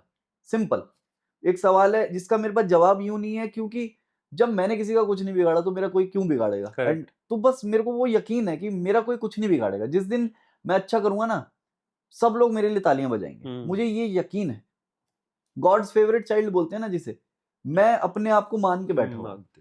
तो जय सिंह है एक स्टोरी टेलर, जय सिंह भाई, हाँ, जय सिंह भाई, उनका एक, उन्होंने एक स्टोरी, दादी से रिलेटेड उनकी एक स्टोरी काफी फेमस, काफी ज्यादा इमोशनल, मैं उनका काफी शो नहीं देखता हूँ, पता है शो तो मैंने नहीं देखा उनका आज भाई, तक। प्लीज, मतलब ऐसे एज अ मैंने मर्द वो मत पॉडकास्ट देखना। देखा था 25 मिनट का प्रखर पे। लेडीज बन के बाहर आओगे तुम, हाँ भाई, रोते मतलब हुए भाई। वो 25 मिनट का पॉडकास्ट देख के मैं तो मतलब ऐसे हुआ कि मैं घर पे जाके दादी को, मैंने कहा दादी कैसे हो आप। मैंने एक मिनट की रील देखी थी, फिर मैंने पूरा पॉडकास्ट देखा। तो वो कहते हैं कि मैंने ताल कटोरा में भी कर लिया भाई, इतने हजारों लोग थे वहां पे, मजा कह नहीं रहा आया। वहां पर भी भाई मैं अपनी दादी को ढूंढ रहा था। अरे यार बहुत होता है ये। मैं तो मतलब अभी मैंने परसों तरसों एक शेर लिखा था कि हमको रोने भी नहीं देती है ये जो मर्दों की खाल ओढ़ी है, रात भर करवटें बदल के फिर सुबह दादी की शाल ओढ़ी है। और मेरे साथ वो एक शाल है, मतलब जब मेरी दादी गई थी ना, तो मैंने जो शॉल उसने ओढ़ रखी थी उस दिन, मैंने बोला मम्मी ये शॉल ना मेरे लिए रख लेना, तो उन्होंने मना कर दिया कि जो नहीं रखते मृत का जो उस टाइम जी। पहना हुआ कपड़ा होता है वो नहीं रखते। तो फिर एक दूसरी शाल इन्होंने निकाली, और वो बड़ी सब ऐसे सब लोगों ने नई नई शॉलें रख ली हैं कि ये नई थी दादी की, ये नई थी। मैंने वो रखी है जो उसने सबसे ज्यादा पहनी है। तो समझ रहे, मुझे वो उसमें नजर आती है, वो मैं उसको रखता हूँ जब भी मेरा। मतलब जो ग्रैंड पेरेंट्स होते हैं ना, दादा दादी दोनों, अभी मेरे साथ मेरी दादी है, पर दादा अभी हमारे साथ नहीं है। बताया तूने मुझे हाँ अभी जी, 6 महीने पहले उनका। दादा का मैं फेवरेट था और मेरे दादा फेवरेट थे पूरे घर के अंदर। जो माँ बाप के से ये भी, ओल्डर सिबलिंग सिंड्रोम नहीं होता थोड़ा सा? हाँ, मैं घर का सबसे बड़ा पोता हूँ, तो दादा का मैं लाडला और मैं दादा का लाडला हाँ, था। तो यार मतलब होता है वो वाला कनेक्ट, तो एक वो अलग ही आप होता ढूंढ है। नहीं सकते, मतलब लोग ढूंढते रह जाते हैं, वो वाली छाँव ना मिलती नहीं है दोबारा से। मतलब वो एक एक चीज है ना कि बरगद का पेड़ है, हाँ, वो उग नहीं रहा, वो कुछ नहीं कर रहा, पर जो उसकी छाया है वो है, वो ही बहुत बड़ी बात है। वो था ना कि दादाजी ने गुस्से, वो था कि तुमको उसकी धूप जलाएगी लेकिन उसको अपनी छाँव ही वापस जाने दो। दादाजी ने गुस्से में छोड़ा था पर मुझको मेरे गांव ही वापस जाने दो। क्या बात है। तो ये सब, ये मैं बड़ा सोचता हूँ इस बारे में कि यार वो जो रूट्स है ना, उससे ना तुम भाग सकते हो ना तुम उसे डिसोन कर सकते हो। लोग कहते हैं कि हमारे पेरेंट्स ने हमको ट्रॉमा दे दिया। मेरी दादी इतनी इतनी शार्प कंघी से मेरी कंघी करती थी दोस्तों, आज मैं जैसे बैठा हूं ना ऐसे चंपी, बिल्कुल तेल लगा देगी सरसों का। भाई साहब मैं चाहे 1500 रुपए के कंडीशनर से सिर धो के बाहर आ जाऊं, है ना, पर वैसे वाला वो तेल लगाएगी ऊपर से कि हाँ। शाइन नहीं आई, शाइन नहीं आई, शाइन नहीं चाहिए, वही हटाइए अभी अभी अंदर। तो उसका बड़ा वो रहता है। मेरी दादी ने सरसों के तेल से भाई 25-30 बच्चे पाल दिए कड़वे तेल से। हाँ, तो ये मतलब बड़ी वाली हाँ चीज है यार। वो तुम उस पे मैं 2 घंटे बात कर सकता हूँ। मैं दादी के गुजरने के बाद ना, जब दादी चली गई, तो मैं उसकी कहानी बोलता था। एक दादी की ना पूरा आर्क था, दादी अपनी कहानी की हीरोइन थी। तो दादी और दादाजी आए थे हिमाचल से, फिर उन्होंने ये किया, वो स्टेप्स में बताते थे कि मेरी लाइफ में ये हुआ, फिर मैंने ये, हाँ करेक्ट ठीक है। हाँ हाँ और 2-3 विलन थे उनकी कहानी में। हाँ हाँ हाँ हाँ हाँ तो वो जो विलन बना, हमें ना हर बार, मैं जब जब छोटा था और जैसे मैं बड़ा बड़ा होता गया, मैं 5 साल का था, फिर मैं 10 का था, फिर मैं 15 का, वो विलन ना और बुरे होते गए दादी की कहानी में। समझ रहा है, वो आदमी उतना बुरा नहीं है, मैं मिला हुआ हूं उससे। लेकिन दादी ने उसको ऐसा बना रखा है, क्योंकि दादी को चाहिए एक फोर्स कि मैं किसको गाली देके इस कहानी में हीरोइन बन जाऊं। तो दादी ने पूरी अपनी कहानी नैरेटिव सेट कर रखा था, तो मुझे बड़ा मजा आता था वो कहानी हर बार सुनने में। तो दादी ने आपका शो अटेंड किया है? यार दादी ने नहीं किया, लेकिन मेरा जो सबसे बड़ा शो था ना, जब तक वो जिंदा थी तब तक जो मेरा सबसे बड़ा शो था, 2500 स्टूडेंट्स के लिए मैंने परफॉर्म किया था DTU में। और उसके मुझे पैसे नहीं मिले थे, पैसे नहीं मिले थे, 2500 स्टूडेंट्स मिले थे। 2500 स्टूडेंट्स, मैंने कहा भाई इसको तो मैं फॉलोअर्स में कन्वर्ट करके जाऊंगा यहाँ से। 12, 13, 14, मतलब 25-30 हजार फॉलोअर थे मेरे भाई साहब। 30,500 हो गए थे, मतलब 500 फॉलोअर्स मैंने उसी दिन उठा के लाया था। और उस वहां से मेरी ना वो घूम गई थी, मतलब रोटेशन जिसे बोलते हैं ना, कि then the number start crunching in, number starts coming in. तो वहां पे मैंने दिखाया, मैंने कहा दादी ये देखो, ये मैंने किया। और जब मैंने घुमाया ना कि गाइस वी परफॉर्मड, और पीछे से रोर आई है, तो दादी उसने बहुत उस दिन मुझे ना बड़ा देख लिया था कि ये साला है तो अगला कोई शाहरुख खान, सलमान खान, यही हाँ, है। कुछ तो करेगा, कुछ तो दादी ने करेगा। देख लिया था भाई। तो उसके कुछ थोड़े 3-4-5 महीने बाद वो चली गई। तो मेरे को बड़ा लगता है यार, इससे बड़ा शो जब होगा तो मैं किसको दिखाऊंगा अब। बड़ा अब किया मैंने 5,000-7,000 लोगों वाला, मजा ही नहीं आया। मतलब हो गया यार, वो तो हो जाना, मतलब अब मेरे लिए 40 भी वही है। अब मेरे लिए वैसा है कि यार कुछ ऐसा, दादी के ऊपर मैंने शो लिखा, मैंने कोशिश करी वो करने की, भाई मेरे से रहा नहीं जाता। मैं 15-20 मिनट करता हूँ, फिर मुझे उसको वो प्रोसेस नहीं हुए शायद, कुछ इमोशन ना कुछ अभी। शायरी सुनाओ दादी दादा से रिलेटेड। दादी के ऊपर जो दादी, यार दादी पे ना मैंने एक गजल है कि अपना जहां बसा लूंगा मैं, दूर कहीं आबादी से, पत्थर में से फूल उगाना सीख रखा है दादी से। क्या बात है। क्योंकि उसने किया है वो काम। जब यहाँ जमुना पार में, आपने भी कितने साल से रह रहे हो आप लोग यहाँ? 40+ 40 इयर्स हो ना। गए। मेरी दादी भी उसी एरा की है, 50 साल पहले आई थी यहाँ पे। नहीं 50 ही हो गए होंगे। 50 हो गए होंगे। 1965-70 में यहाँ कुछ नहीं था जो बताते हैं। हाँ हाँ हाँ। एक गांव था मंडावली, वो था मेन गांव। मंडावली गांव से इधर जब आप आते हो तो ये प्रीत विहार, कुछ भी नहीं था, गांव था ये प्रीत विहार मंडावली तो। वालों के खेत थे, हाँ हाँ। है ना। यहाँ पे यस। मतलब बहुत पुराने पुराने लोग, बहुत सारे लोग बताते हैं कि बेटा यहाँ खेत थे, यहाँ हाँ पे हाँ पुलिया हाँ। होती थी, यहाँ कुछ नहीं होता था, ड्रम रखते थे। तो वो उन लोगों ने आके उस टाइम पे वो जमीनें ली हुई हैं। अब किसी को समझाओगे ना जमुना पार की हिस्ट्री, तो उसको समझ नहीं आएगी। जमुना पार की हिस्ट्री भाई, वो पुराने लोग बैठे हुए हैं अभी 50-50 साल पुराने। आज मैं अपनी गली से निकलता हूँ तो हर आदमी मेरे पे प्राइड दिखाता है कि यार ये ना बहुत बढ़िया करता है भाई, भाई अपने अगले शो पे बुला। हर आदमी, मतलब मेरी जो गली है उसमें कोई 60 मकान होंगे। हम लोग हिमाचली हैं, हम हिमाचल से आए हुए हैं। 60 में से 30 मकान लगा ले हिमाचलियों के होंगे, वो हिमाचली पूरा। हम लोग हमीरपुर से हैं, कोई बिलासपुर वाला रहता है, कोई सुजानपुर वाला रहता है, कोई आगे चंबे वाला, कोई मंडी वाला, वो पूरा हिमाचल वहां बसा हुआ है। But we are bound by this one feeling कि ये ना हम हिमाचली हैं, हिमाचल से हैं हम लोग। कोई मंडी वाला है, कोई ऊना वाला है। तो वो मेरी वो सेंस ऑफ प्राइड बढ़ जाती है जब मैं उस गली से निकलता हूँ कि यार मैं ना इन लोगों का नाम रोशन कर रहा हूँ, इन लोगों के लिए मैं काम कर रहा हूँ। वो भी बड़ी खुशी से बताते हैं। किसी की शादी होती है, वो स्पेशल घर पे बोल के जाते हैं कि वो बादल को बोलना आ जाए, क्योंकि लोगों को थोड़ा हल्का रहता है कि यार ये सेलिब्रिटी है। लोगों को रहता है हमको कुछ नहीं है, घर में कुछ नहीं, मैं आटा लेने जा रहा हूँ सेम दुकान पे। घर पे कुछ नहीं है, कोई ऐसी मेरे को रॉयल ट्रीटमेंट नहीं मिलती। सब लोग वैसे ही ट्रीट करते हैं जैसा मैं हूँ। आटे वाले को भी पैसे देने पड़ रहे हैं। हाँ, पैसे देने पड़ रहे हैं। कोलैब में थोड़ी आटा आता है। शक्ति बहुत से कोलैब। तो ये है मेरे भाई। तो बस मेरा वैसा है कि मेरी दादी और दादा का जो बनाया हुआ जो जो लेगेसी है ना, मैं बस उसी, वो मेरे को बड़ी वो रहती है कि अच्छा ये उनका बेटा है, उनका पोता है ये। तो यार दादी के या फिर दादा के जाने के बाद जो भी आपने चीजें बताई, शॉल और ये, इन इन सब से रिलेटेड करके एक ऐसे एक गजल, एक नज्म, कुछ ऐसी। मेरे भाई वो ना, वो क्या होता है ना, बोल ही नहीं पाओगे, परफॉर्म नहीं कर मैं पाओगे। परफॉर्म कर लूंगा। कर लो। लेकिन क्या है ना, आप वो परफॉर्मेटिव हो जाता है वो ना, जब आप नाच के दिखा रहे हो ना, जब आप रो के दिखा रहे हो, तो आप ये समझ लो कि फिर आप दिखा रहे हो रो के। तो जब मैं लिखने बैठूंगा ना कि आज माँ पे लिखूंगा, आज देश पे लिखूंगा, आज इस पे, तो वो कमर्शियलाइज हो जाता है। मेरा क्या है ना, जब मेरे मेरे कामों में तुम्हें हल्की झलक दिख जाएगी उनकी, क्योंकि वो they are always going to be around me. जैसे अगर मैं हल्की दादी की झलक दिखा के तुझे निकाल दूंगा ना आगे, तो तुझे लगेगा हाँ यार इसने याद तो किया उसने। पहले पहले थोड़ा मुश्किल लगता है, फिर मरते ईगो पे अच्छा लगता है। अपने घर से लेकर आया शॉल है तू, तू मुझको रत्नी का पोता लगता है। तो वो उसका नाम हल्का सा हमने उसमें डाल दिया, और एक दो लाइनर थी, ये गजल के बीच में ही आप देख लोगे कि मेरा काम उनके बारे में बात करता है। जो चीजें आपके कैनन इवेंट्स बोलते हैं ना जिन्हें, जो आपकी लाइफ को अल्टर कर देते हैं, वो इवेंट्स आपके पास आपको बार बार याद आते हैं। तो आपको क्या लगता है कि प्यार एक ही बार होता है या फिर अरे भाई मुझे बार तो बार होता हो है? गया 5-6 बार अब। मैंने नहीं बुलवाया ये। मैंने बोला है नहीं वो तो ये तो एक्सेप्ट मेरी किया वाइफ भी आपने, जानती है। स्क्रिप्टेड भी नहीं है। नहीं बिल्कुल स्क्रिप्टेड नहीं है यार। ये पता है 5-6 बार वाला ऐसा रहता है कि आपको हर बार उम्मीद होती है कि, और आप हर रिलेशनशिप से ना सीख लेते हो। जैसे मैंने तुझे बताया 9th क्लास में एक लड़की थी जिसमें मेरा सुपर क्रश था, वो चला 2-4 साल, फिर मुझे रियलाइज हुआ कि ये मेरी लीग के बाहर है क्योंकि मेरी हाइट इससे कम है। तो पहला मेरा ब्रेकअप वो था, मेरी हाइट कम थी पता है उस लड़की से। तो ये वन साइडेड था या फिर ये बिल्कुल वन साइडेड था, फिर? आज भी वन साइडेड है, लेकिन अब उसकी तरफ से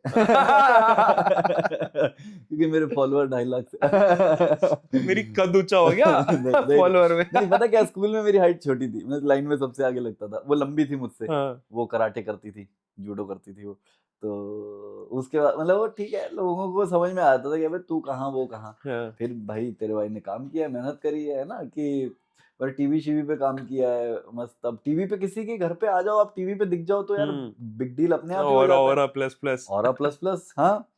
तो भाई आप नहीं देखते टीवी, आपके पेरेंट्स तो देखते हैं। उनको तो याद है एक बादल था, तो उसको उसको वैसे पता लग जाता है, oh my dad saw you on TV, let's catch up. मैंने कहा नो नहीं कैच अप पागल है क्या, तेरे को 500 की कॉफी भी पिलाऊंगा मैं। तो ये मतलब है, ये चलती रहती हैं ये चीजें ना यार। दूसरा क्या बोल रहा था मैं, हाँ तो ये जो पहला मेरा स्कूल वाला प्यार है, जो आप कहते हो कि यार चलो ठीक है यही प्यार है, पर रियलाइज होता है ये प्यार नहीं है। फिर आप सीखते हो कि कैसे शुरू में आपको सारे पत्ते की एक पलड़े में तू और एक में बाकी सारे तोल दिए, मैंने गलती ये कर दी कि सारे पत्ते खोल दिए। तो जब ये चीजें आपको समझ में आती है कि अच्छा थोड़ा मिस्टीरियस रहना पड़ेगा, अब मिस्टीरियस रहते हो, फिर आप 2 से 3 मिनट मैसेज का रिप्लाई नहीं करते हो, है ना। इधर उधर एक ओवर देख लो, फिर मैसेज का रिप्लाई करो। तो आप धीरे धीरे सीखते हो कि एक्चुअली क्या है, you have to have a personality जो कि वक्त के साथ फिर बन जाती है। फिर तीसरा प्यार, चौथा प्यार, अब फिर अल्टीमेटली जब आप किसी के साथ फाइनल, फिर आपको जब डिसाइड होता है ना कि ये ना सब एक गेम है, मैं आपको इम्प्रेस करूंगा, आप मुझे इम्प्रेस करोगे, हम दोनों इम्प्रेस हो जाएंगे, फिर हमको आप एक दूसरे की हल्की ना, वो होता है ना कि कोई गुस्से में आपको अपने ट्रू कलर्स दिखा देगा। अरे भाई गुस्से में है वो यार, वो कुछ भी दिखा सकता है तुमको, उस टाइम मत देखो। तो मुझे लगता है ये सबसे चूतिया बात है कि गुस्से में तेने अपने ट्रू कलर्स दिखा दी। अरे नहीं भाई, वो ऑफ बैलेंस हो गया था। यही तो वक्त है जब तू दिखाएगा कि हितेश, मान ले, अच्छा ये तो वाली बात हो गई, मान ले मैं ड्रंक हूँ और मुझे उल्टी आ गई, अच्छा तेरे सच ट्रू कलर दिख गए भाई, अब तो तेरे दारू पी के तो अपना ट्रू कलर दिखा था, तो उल्टी बाज है। अरे नहीं यार, अरे नहीं यार। मुझे लगता है जो आदमी आपको रोज अच्छे से ट्रीट कर रहा है, मैं तुझसे अच्छे से रोज बात कर रहा हूँ, एक दिन मैं बीमार हूँ और मैंने तेरी तरफ देखा नहीं, या फिर मैं जल्दी में हूँ, तो तू मुझे जज नहीं करेगा ना कि अच्छा बेटा जल्दी में होगा तो मिलेगा भी नहीं। हाँ भाई यही तो है दोस्ती। लोग बोलते हैं ना कि टाइम नहीं देते, टाइम नहीं देते। मेरा एक जोक भी था कि लड़कियां बोलती टाइम नहीं देती, टाइम नहीं देता, फिर जब टाइम दो तो इसी बात पे लड़ाई होती है कि टाइम नहीं देता। अरे सिर्फ टाइम ही तो दे रहा हूँ, ये तो पैराडॉक्स बना दिया तूने। तो वो है कि आप धीरे धीरे आप समझ में आते हो कि आपको एक ही इंसान के साथ रहना है। अभी उसका गुस्सा भी है, उसकी नाराजगी भी है, उसका लेजीपन भी है, वो तुमको काम करना है उस पे कि next time when you get lazy, I will just push you to do more. ये इसीलिए सेम प्रोफेशन वाले जो स्पाउस होते हैं ना, वो मुझे लगता है ज्यादा बहुत अच्छे से जेल करते हैं कि उनको आपके इंडस्ट्री के नुआंसेस पता है। और मतलब फिर से मैं वही चीज लेके आऊंगा, फिर आप मेरे को बोलो बोलना कि वन साइडेड जो प्यार होता है वो सच में कुछ अलग ही होता है। आप एग्री करते हो इस चीज पे? बिल्कुल अग्री करता हूँ मैं मेरे भाई। मैं इसको विक्टिम मेंटालिटी के साथ जोड़ना चाहूंगा हम्म। कि जो लोग कहते हैं ना कि तुझको अगर वो लड़की मिल जाएगी ना तो 3 महीने में उसके साथ रिलेशनशिप खत्म कर लेगा, क्योंकि तुझको नहीं पता उसको हैंडल कैसे करना है। हम्म। जो एक तरफा प्यार है ना, अगर मैं ही बोलूं, वो लड़की अगर मुझे उस वक्त हाँ कर देती, मैं उसके खर्चे नहीं उठा पाता, शायद नहीं थे पैसे। तो सिंपल बात है कि आप एक तरफा प्यार को ग्लोरीफाई इतना करते हो, उसका रीजन सिंपल है, क्योंकि वो आपको मिला नहीं। आप अपने दिमाग में अभी भी हीरो हो, लेकिन जब आप रियल में बैठते हो ना साथ में, जब डील होती है टेबल पे, तब आपको समझ में आता है यार हमारे पास तो ये क्वालिटीज ही नहीं है जो इनको चाहिए। बस वहीं पे वो निकल आता है ना, दूध का दूध पानी का पानी। और फिर हम कहते हैं अरे भाई वो उस चूतिए के साथ है, अगर वो मेरे साथ होती तो मैं बताता। अबे नहीं भाई, वो उसके ऊपर काम कर रही है, तू खुद पे काम कर, शायद तुझे उस लेवल का। तो मुझे लगता है एक तरफा प्यार उस तरीके से बहुत ग्लैमराइज हो गया है। कभी कोई ऐसा वो हुआ है आपकी लाइफ में से थग लाइफ वाला, कि मतलब किसी लड़की ने आपको कुछ बोला, आपने कुछ कुछ अलग ही जो यादगार ही रह गई चीज? यार होती हैं, मतलब ऐसा कुछ बोला तो वो तो मैं अब व्हाट्सएप चैट खोलूंगा तो दिख जाएगा। लेकिन मैं मुझे याद है कि एक लड़की थी ना, वो बहुत हम लोग फोन पे बात कर रहे थे, हम लोग दोनों कॉलेज में थे। तो मैंने रैंडम उससे बात कर रहा था, तो वो कह रही, मैंने कहा चल मिल लेते हैं शाम को। कह रही हाँ ठीक है, मैं देखती हूँ कितने बजे कॉलेज का ये लेक्चर ओवर होना है। मैंने कहा हाँ बता कितने बजे हो रहा है। कह रही होल्ड करो। मैंने कहा मिलो तो सही। तो वो वैसे हो गया, मोमेंट बन गया कि मूवमेंट हो मूवमेंट। तो वो वैसे हो गई कि अच्छा अब तो मैं आ ही रही हूँ। ये तब की बात है जब ये सब, यू कुड नॉट से दिस टू गर्ल्स। मतलब जब मैं कॉलेज में था, आपको बड़ा शालीनता से, अब तो क्या है, लोग टेक्स्ट कर देते हैं कि oh are you free, let's hook up. Hooking up is मतलब ऐसा न्यूड्स और इंट्रोडक्शन सेम कैसे हो गया है? आप न्यूड्स ऐसे भेज रहे हो जैसे कि नाम बता रहे हो। और मैं बिल्कुल इसके सख्त खिलाफ हूँ। हमारा देश एक एग्रीकल्चर प्रधान देश है, इसको हुकअप कल्चर प्रधान देश मत बनाओ दोस्तों। नहीं मतलब ठीक है, अच्छा है, बढ़िया है। जिनको मिल रहा है उनके लिए बढ़िया है, जिनको मिल रहा है उनके लिए बढ़िया नहीं है। देखिए इस पे तो मैं डिसएग्री करूंगा। For the long term it's not a healthy thing. उस टाइम के लिए। हाँ मतलब ठीक है, अगर 5 मिनट बाद उन्हें भी गंदा लगेगा। हाँ तो करो दोस्तों, if you know you know, मैंने क्या बोला। करके रियलाइज करो कि इतना भी जरूरी नहीं है। पता है, just looking at body count एक फ्लेक्स बन गया आज के टाइम में ना, जो कि अच्छा हमारे टाइम पे बॉडी काउंट जितना कम हो उतना बड़ा फ्लेक्स होता था। अभी क्या है, उल्टा कर। But eventually you will get there. मतलब मुझे लगता है बॉडी काउंट को लोग जो इतना खुशी से दिखा रहे हैं, 2-3 लॉन्डो ने तो शो चला रखे हैं बॉडी काउंट के इसके ऊपर। तो ठीक है, बढ़िया है, फिगर आउट कर लेगी ये जनरेशन अपने आप में, लाइन पे आ जाएगी मुझे लग रहा है। दोस्ती पे आपका क्या क्या टेक है? भाई दोस्तों के बिना आप कुछ नहीं हो। मतलब जो मेरा तेरे पास तो 2-2 भाई हैं, छोटे भाई हैं तेरे, तो मुझे लगता है ये भी दोस्त का ही, भाइयों से बड़ा तो कोई दोस्त ही नहीं होता मुझे लगता है। भाइयों के बिना तुम कल को शादी करोगे, तुम्हारे बच्चे होंगे, तुम ना एक दूसरे की आंखों में देख के वो चीजें समझ जाओगे जो साला कोई 1000 वर्ड बोल के नहीं। करेक्ट है, और ये आज भी ट्रू होगा ना कहीं कि सही बात है। और मैं और मेरा भाई कभी कभी ना 15 दिन 20 दिन नहीं मिलते, फिर हम एक दिन मिलते हैं। और एक दिन मैं उसको रोस्ट करता हूँ, वो मुझे रोस्ट करता है। वो बहुत बड़ा मिमिक है, बहुत तगड़ी मिमिक्री करता है वो, किसी की, मेरी दादी की मिमिक्री करता है आज भी वो ना कि ओ पैंचो ये सब कर देगा वो। दादी कभी कभी गुस्से में पैंचो बोल देती है, ठीक है, तो वो आज भी उसकी वैसा मिमिक करता है। और हम वहां सांस के लोटपोट हो रहे होते हैं, गिर रहे होते हैं, क्योंकि वो उस it's just the family reunion thing. जो कजन्स मिलते हैं ना एक साथ, एक ही बहन आ गई अपने बच्चों को भी ले आई, वो अपने उसके बच्चों को भी रोस्ट कर रहा है, रोस्टिंग चल रही है। तो वो मुझे लगता है मैं और मेरा भाई कभी कम मिलते हैं, अब तो कम मिलते हैं, लेकिन जब मिलते हैं तो हमारे लिए वो वैसा होता है कि चलो टच बेस हो गया, भाई से मिल लिए। तो ये चीजें, भाई सबसे अच्छे दोस्त तो भाई होते हैं। लेकिन उसके बाद जो मैं दोस्तों की बात कर रहा हूँ ना, भाई जैसे दोस्त भी मुझे बहुत मिले हैं अभी भी, जो I am still in touch with people. मेरा एक दोस्त है पुलकित, उसने मुझे 2017 में बोला था कि सुन तुझे जो करना है ना, तुझे दिल्ली में नहीं करना, please go to Mumbai, I will pay your rent. Pulkit को पुल्ली बोलते हैं हम प्यार से। हाँ भाई, पुल्ली छोटी लुल्ली उसका लेकिन ये सब बातें, अब उसकी शादी होगी तो ये सब बोलना अच्छा नहीं लगता। लेकिन पुलकित ने ना वो किया, पुलकित ने बहुत सपोर्ट किया मुझे। पुलकित ने बहुत कंटेंट के मामले में भी और वैसे भी उसने बहुत प्यार से रखा मुझे। अच्छा है वो मेरा, मतलब बड़े भाई जैसा है वो। तो मैंने वहां पे एक शेर लिखा था कि कुछ लोग कमा के रखे हैं, जौहरी को दिखा के रखे हैं, अभी दौर सही है वो तो बुरे वक्तों को बचा के रखे हैं।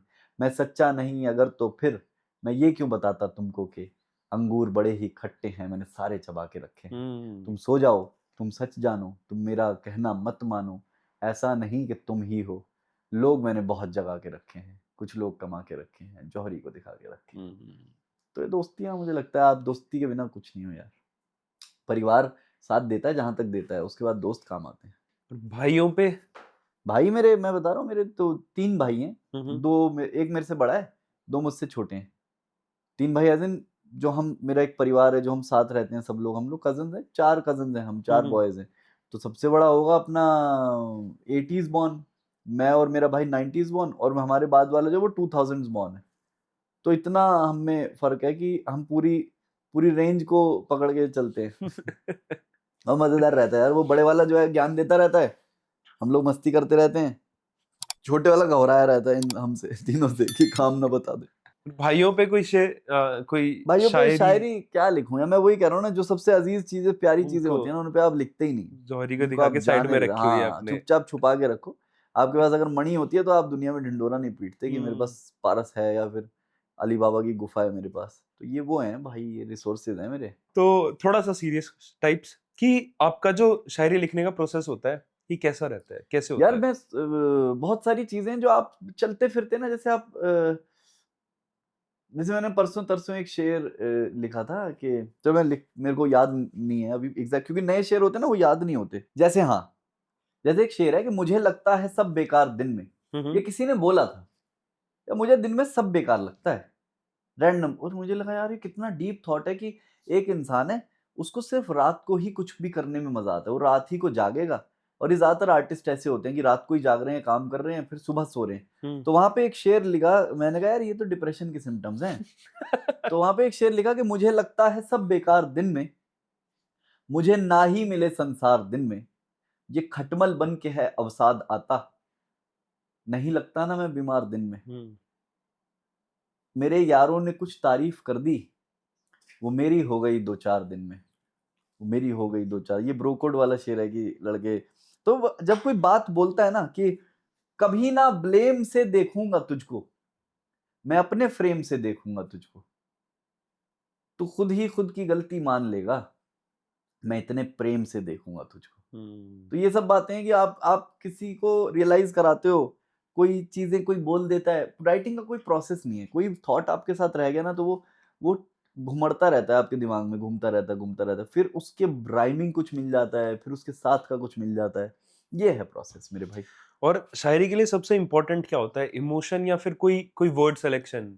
यार मुझे लगता है ना झिंझोड़, मतलब वर्ड तो सबके पास है। जैसे एक शेर है जिसमें मैंने घोस्टिंग का वो यूज किया है कि जैसे मैंने एक शेर लिखा था कि तू समझता नहीं है यार, थोड़ा चक्कर है, तेरी खुशी ये कागजी हंसी से ऊपर है, मेरी बचपन की सहेली भी फोन उठाती है, ये घोस्ट करना तुम्हारे यहाँ का कल्चर है। तो क्योंकि बिकॉज मेरे जमाने में तो ऐसा नहीं होता था, मैंने कई बार ऐसा हुआ है कि किसी के साथ कोई टेंशन थी या गुस्सा था या लड़ाई थी, बट इवेंचुअली तुम समझते हो कि वो भी इंसान है, तुम भी इंसान हो। तो घोस्टिंग वोस्टिंग भाई हमारे जमाने में नहीं होती थी, नो घोस्टिंग। और आपकी लिखी हुई कुछ, काफी सारी आपने लाइनें लिखी हैं, काफी सारी आपने शायरी लिखी है, हाँ पर मेरे भाई, एक वो होता है ना जो खुद के लिए सबसे ज्यादा पसंदीदा होती है, सबकी फेवरेट होती है, मेरी एक कविता है, वो मेरी किताब में भी है वो। हाँ जी। मैं अपनी किताब का ना, चल मैं वैसे ही सुना देता हूँ, जितने 4-6 लाइन हैं। उसका नाम है कि मैं तुझसे ज्यादा डरा हुआ, करता तेरी रखवाली हूँ, मैं खुद ही खुद से भरा हुआ, मैं खुद ही खुद से खाली हूँ। कभी देख पराई पीड़ा में आंसू देता छलकाए हूँ, कभी अखबारों में नहीं और कभी कभी ट्विटर, कभी देख पराई पीड़ा में आंसू देता छलकाए हूँ, कभी अखबारों में नहीं और कभी ट्विटर पे जाए समाये हूँ, कभी डांट डपट नुक्ता चीनी, कभी मांगी हुई मैं राय हूँ, कभी बैठा 5 सितारा में, कभी मांग के पीता चाय हूँ, कभी भक्त हूं मैं बजरंगी सा, कभी आड़े आया बाली हूँ, कभी शूर्पणखा हूँ लंका की, कभी कुरुक्षेत्र पांचाली हूँ, कभी दुर्योधन का हट हूं मैं, कभी शकुनी, कभी दुर्योधन का हट हूं मैं, कभी शकुनी जैसा चाली हूँ, कभी चोर हूं मैं अमरूदों का, कभी खुद उपवन का माली हूँ, मैं तुझसे ज्यादा डरा हुआ, करता तेरी रखवाली हूँ, मैं खुद ही खुद से भरा हुआ, मैं खुद ही खुद से खाली हूँ, मैं खुद ही खुद से खाली हूँ। तो ये चीजें भाई मेरे को बड़ा पसंद है कि you talk about things that you are and you are not, क्या मैं हूँ क्या मैं नहीं हूँ, फिलोसफी। बट दुविधा ये है मेरे भाई कि इंटरनेट पे फिलोसफी चलती नहीं है। इंस्टाग्राम पे जो लोग पसंद करते हैं वो है, जो ज्यादातर लोग बैठे हुए हैं इंस्टाग्राम पे वो वही हैं 17 18 19 20 साल के लड़के, जिन्हें बेस्ट फ्रेंड पे शेयर सुनना है कि चांद दरिया के पास बैठा है और ये दिल उदास बैठा है, तू उसे दोस्त दोस्त कहती है, अगला तो लेके आस बैठा है, जिसको तू ढूंढती है बम्बल पे वो तेरे आस पास बैठा है वो तेरे आस पास बैठा है। कि वो एक शेर था मैंने अपने दोस्त पे लिखा था पुल्ली पे दोस्त शेर ऐसे रैंडमली बोल रहा हूँ कि शेर ये था कि वो मुझे आस पास रखता था, मेरे जैसा लिबास रखता था, उसके चक्कर में पीनी पड़ती थी यार वो 2 गिलास रखता था मेरी खुशी के चलते ही वो बाकी सबको उदास रखता था, वो मुझे आस पास रखता था। अभी आपने बताया जो आपकी किताब में आपने लिखा है उसके अंदर एक वर्ड था बजरंगी। बजरंगी तो भगवान से कैसा कनेक्ट है आपका? भाई मैं मतलब मुझे लगता है मैं भगवान, अभी बोला ना मैंने I am the gods favourite child, तो मुझे लगता है एक भगवान है और उसने सबको ना नजरें दे रखी हैं, सबको आंख दे रखी है, सब अपनी नजर से देखें और सब अपनी फिल्म के हीरो हैं। ये कितनी बड़ी फिलॉसफी है, कितनी बड़ी ये मतलब there is no one hero in this world, सब हीरो हैं। अलेक्जेंडर भी हीरो था, प्लेटो भी हीरो था, सोक्रेट्स भी हीरो था, हमारे देश का जो पीएम है वो भी हीरो है अपनी कहानी में, जो मैं हूं अपनी फैमिली का हेड हूं मैं भी हीरो हूं, सब अपनी अपने हिसाब से स्क्रिप्ट को चला रहे हैं। तो ये कॉन्शियसनेस जो है ना, जो तेरे अंदर से भी बात कर रही है, मेरे अंदर से भी बात कर रही है, ये है एक ही। तभी तो जब मैं शेर लिखता हूँ तो सब लोग कनेक्ट हो जाते हैं कि वो चाहे ब्लॉक रखे, उसका नंबर याद है मुझको, महीना है जन्मदिन का दिसंबर याद है मुझको। लोग कह रहे हैं यार हाँ ये तो मेरे साथ, वो मैं नंबर तो याद रख, ये ह्यूमन ट्रेट है। सब लोग सेम चीजें एक्सपीरियंस कर रहे हैं, सेम, चाहे तूने 17 साल की उम्र में करी, मैंने 14 साल की और किसी ने 22 साल की, लेकिन चीजें एक्सपीरियंस सेम है। वो पहली बार किसी का मिलना, अकेले किसी के साथ डेट पे जाना, उसके साथ चलते चलते हाथ टकरा जाना, सबका एक्सपीरियंस सेम है सब। तो ये कॉन्शियसनेस ना एक ही है।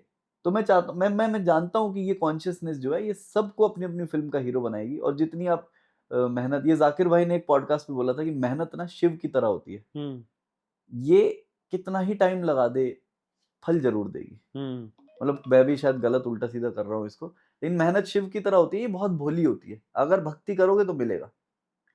तो भाई है तो कुछ तो है, मतलब कुछ तो हमें चला रहा है, उंगलियों पर मुझे चलाता था, वो कोई बीन सी बजाता था, मैं दिखाता था हर किसी को उसे, वो मुझे हर जगह छुपाता था, राहगीरों को लूटता हूं अब, पहले मैं रास्ता बताता था, तू भी घुटनों के बल चलेगा दोस्त, मैं तो खुद को खुदा बताता था। तो आपको कभी कभी लगता है मैं ही भगवान हूँ, अपुनिच भगवान है, अहम ब्रह्मस्मि, और फिर कभी कभी लगता है कि भगवान मुझे इग्नोर कर रहा है भगवान मेरी बातें सुने।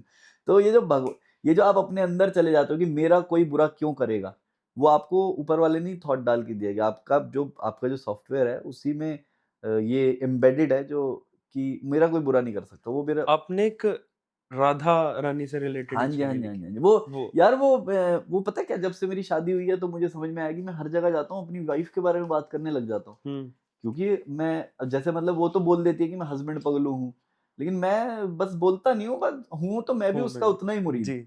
तो वहां पे एक शेर लिखा था ये कि उसकी ही बात ज्यादा करते हैं, उससे मिलने का वादा करते हैं, हमसे सब गोपियां खफा हैं कि हम हर जगह राधा राधा करते हैं।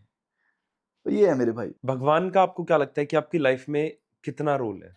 यार भगवान ने ही बनाया मुझे, भगवान ही आपको बताता है कि बेटा तू, अंदर से एक आवाज आती है ना कि तू लिखेगा, तू पढ़ेगा, तू सरकारी अफसर बनेगा, तू आर्मी ऑफिसर बनेगा, वो अंदर से एक आवाज आती है आपको, आप डिसाइड नहीं कर सकते कि आप कौन बनने के लिए इस दुनिया में आए हो, वो सॉफ्टवेयर में ऐड करके भेजा है उसने। मेरा तो ऐसा रिश्ता है भाई कि मैं थोड़े दिन अगर नहीं जाऊं ना किसी बड़े मंदिर किसी, और मैं दिखाता नहीं हूँ वो सोशल मीडिया पे टू बी ऑनेस्ट, क्योंकि वही वाली बात आ जाती है कि मेरी कला को खरीद रहे हो आप, ये मेरी भक्ति को मत खरीदो, ये मुझे सेन रखती है, ये मेरी पॉजिटिविटी का सोर्स है, जो मैं आके आप ही को बेच रहा हूँ। मतलब जिन्होंने मुझे बनाया, मैं छुपा के चलता हूँ कि चल चुपचाप दर्शन किए निकल गए। ये मेरी मतलब फिलॉसफी है कि 2-3 महीने अगर किसी अच्छी बड़ी खूबसूरत सी मंदिर के दर्शन ना हो ना, तो लगता है यार कुछ कुछ तो मिसिंग है। कुछ मिसिंग है। और ट्रैवल, वो वाला ट्रैवल भी नहीं लगता, उसके लिए आप टाइम भी निकालते हो, पैसा भी निकालते हो, और जुगाड़ भी बनाते हो कि कोई मिल जाए चलने वाला, कोई बस बोल दे कि मुझे यहाँ जाना है, मुझे, and it is not limited to only Hindu pilgrimages, मतलब I go to all the, जहाँ पे भी आपको लगता है कि ये पॉजिटिविटी का संस्थान है, या फिर यहाँ से आपको एक दिशा मिल सकती है, तो वृंदावन गए हो आप? यार वहां मुझे बुलाया ही नहीं उन्होंने, हाँ। मुझे बुलाया ही नहीं मेरे भाई। मैं, और ऐसा नहीं मैं चाहता नहीं हूँ, जब मैं भोलेनाथ के पास जा रहा हूँ, जब मैं अजमेर शरीफ की दरगाह पे जा रहा हूँ, जब मैं वैष्णो देवी, भाई ये बुला ही नहीं रहे मुझे, पता नहीं कब इनका कोई पर्पस होगा कि आराम से बुलाएंगे मुझे, मुझे लगता है।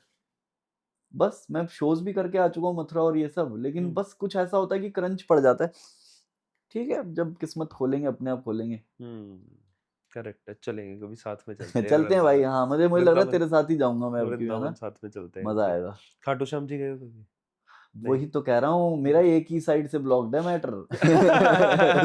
मेरा एक ही कुछ यहाँ तो पे भी है, वन साइडेड लव चल मुझे रहा लग है। रहा है, हाँ मुझे लग रहा है जो मैंने शायरियां लिखी है ना इनको पसंद नहीं है, ये सारे मेरे कंपटीशन में आ रहा हो। मेरे को राधा लगता राधा कर रहा है है। भोलेनाथ ने तो बहुत दर्शन दिया मुझे, बहुत बहुत बुलाया मुझे, मतलब बट वही है, इन्होंने थोड़ा अभी हाथ, हो सकता है एक ही बार कृपा करें वो। यार बादल भाई, बहुत मजा आया आपके साथ बातें थैंक यू करके। सो मच भाई, मुझे भी बहुत मजा आया हितेश। और अपना मतलब ये जो तूने अपने बारे में कुछ नहीं बताया और मेरे बारे में सारी निकलवा ली है, I am sure your audience will like this. For sure.